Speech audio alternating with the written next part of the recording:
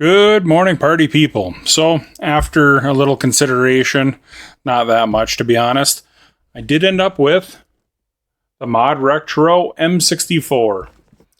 I also got the Pro controller. I ended up with both because I was going to buy just the controller, but after shipping and everything, and I kind of just was like, you know what, forget it. I'm going to get the whole deal. Let's check it out, right? I already have an analog 3D, which is fantastic. It's cream of the crop, right? I love it. Really love my analog 64. They're doing so much with it as with the updates and everything. But let's give the ModRetro M64 its fair shake. And I have another home for this. This is actually going to be in a different TV throughout the house. But this is going to get used. So I'm going to do an unboxing video, kind of look at them, how I feel about what it feels like, what it looks like in person. And then as the weeks go on, I'll talk about, the updates and or how they play against the analog 3D, because I do use the analog 3D quite a bit. So here you go. ModRetro M64. Let's unbox this baby. All right, here is everything that came in the box. The controller gates, the extra controller gates that were brought up in his video, they were just thrown in the box as is. So there's nothing all that special. It's not in the ModRetro M64 Pro controller. And then it does warn you, hey, dummy, your M64 controller and cable and AA battery tray are inside their box below. So I suppose they didn't want people complaining. Let's go ahead and start with the box, right? I like what they did here. They made it playful. They made it fun. I'm really, really happy with the way this turned out. It looks like a high quality box. And then I do like that they, actually have games in the back. Of course, the first four that they're pitching are on there. Kind of goes over some of the specs, which, we've all talked about. We already know. Yeah, there you go. Let's go ahead and open this. It's got one of these pull tabs. So, fresh. All right, and then inside it looks like it's almost like a black box like Analog has. Almost like the other box was an afterthought. Holy cow, I can't get it out of here. She's in there tight. Oh my, it won't come out.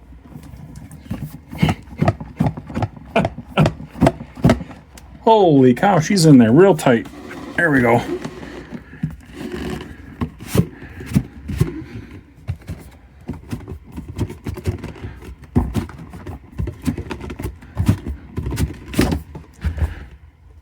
Holy cow, that was in there really hard. So yeah, look at this. This looks very much like Analog's approach. Very modern, very just black, basic. It's almost like the outer casing, the outer box was an afterthought. But anyway, I do like the box, how they have it all in there. All right. I went with the clear variant because it looks really clean and I wanted to see what was inside. I thought about going with a different color, but like you said, you're going to be able to buy the shells after the fact. So if you really, really want to change the color of it.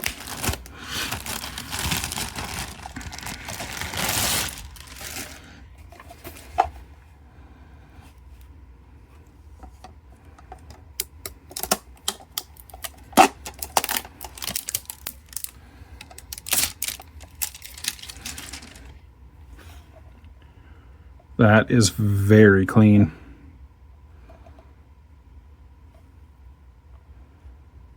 Oh, I thought you were going to be able to see that AMD chip.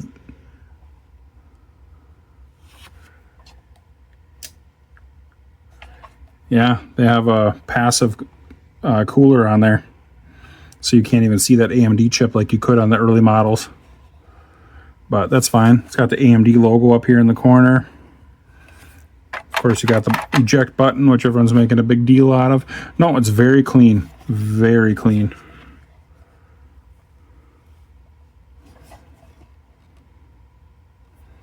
Nah, very cool. honestly, early on, I was on the fence. I actually did not like the design, this big red button particularly. But as time has gone on, it's kind of grown on me. It seems playful. It seems fun. It's very reminiscent of, you know, like the N64 colored versions, and so I get what they were doing here. You know, the adult in me wanted something a little more clean and a little more modern, like the analog did. But really, the inner child in me has really come out and said, "This is nice." It has grown on me a lot. Get all the stickers off everything. All right, yeah, and I do like 4 screws. There's 4 screws. Take it apart, do what you need, clean it, swap the shells. That's a really nice part. 4 shells, and these are all nice and rubberized, so it ain't gonna move around. Oh yeah, she's on there tight. When you put it down on the table, she don't move. All right, what's in this box here?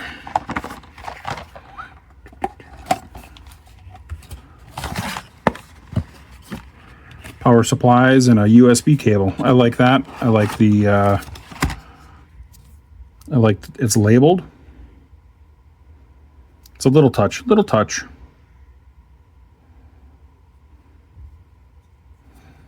Labeled on the other side, ModRetro. I don't know if you can see that. There you go.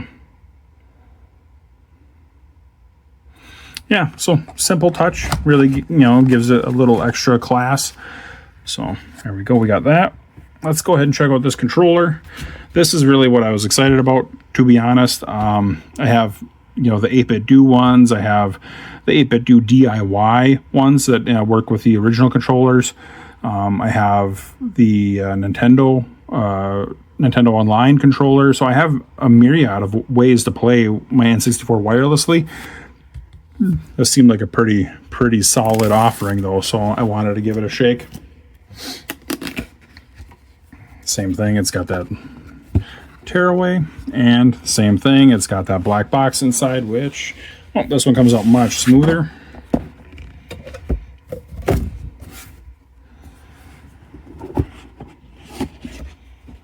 Oh, I did it upside down, apparently. Let's put it back. Update controller immediately, it says. And I got the clear as well, and holy cow, does that feel hefty.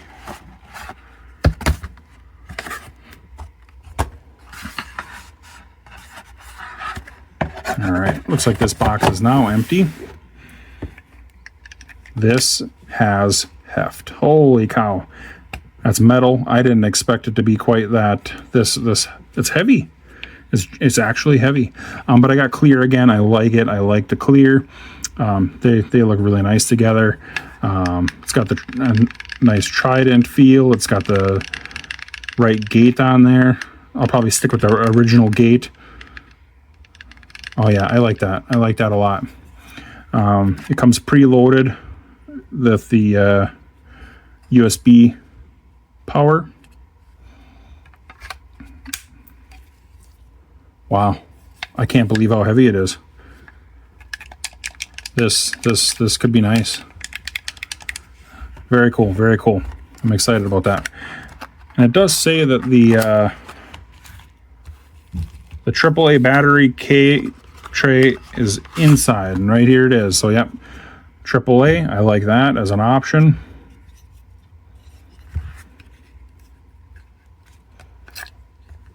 Wow, this controller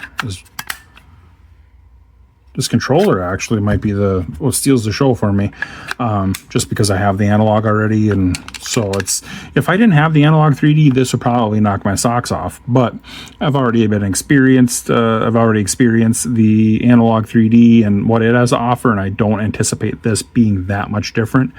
But this. Because the 8-bit do controllers are actually, in my opinion, way too sensitive for a lot of games. Like if I try playing any of the Cruisin' series, like Cruisin' USA, Cruisin' World, Cruisin' Exotica, I straight up stink. But if I play with an original controller or even the N64 controller, I am much better.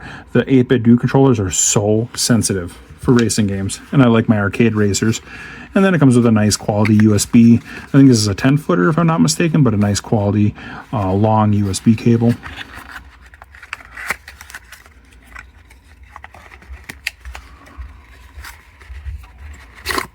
Yep. I like this. This is a good touch too. Kind of gives it a little more reinforcement. They really did think of it all. I mean, they could have just went with a straight up USB-C. Wow. Well, there you go. This is the unboxing. You know, I mean, sure, there's about 10,000 of these out there, I'm sure by now. But this is my unboxing. This is my opinion. I am excited about this one, though. This controller. I mean, you can hear it against my tungsten ring. It's definitely, it's metal. It's heavy. It's textured. I haven't played it yet, so don't, you know, I can't say, you know, maybe it's terrible for all I know, but, and then they use the tri-wing screws in here.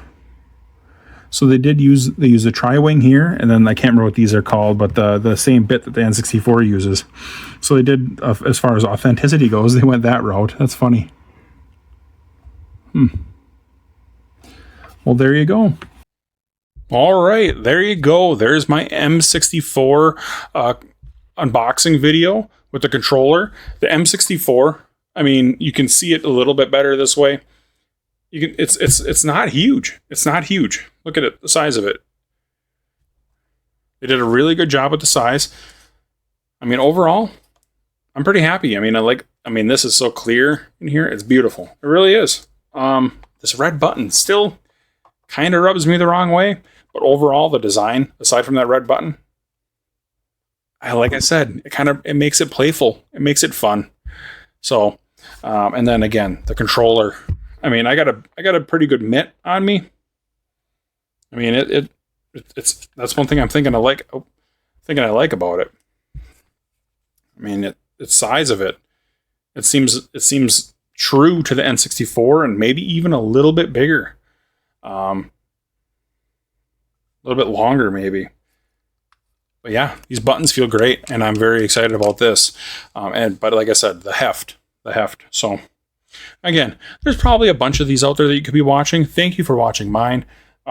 If you get one, fantastic. If you don't, that's great too.